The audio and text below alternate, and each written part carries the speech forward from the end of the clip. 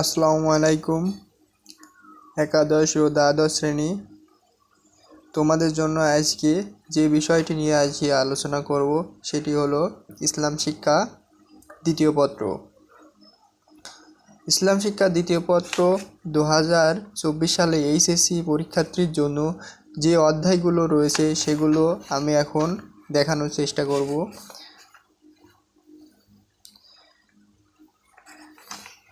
এই দেখুন,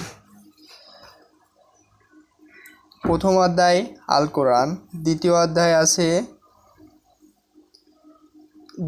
অধ্যায় হলো আল হাদিস এবং তৃতীয় অধ্যায় হচ্ছে আল ইজমা।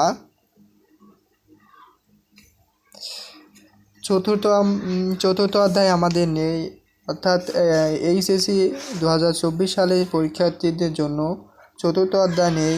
পঞ্চম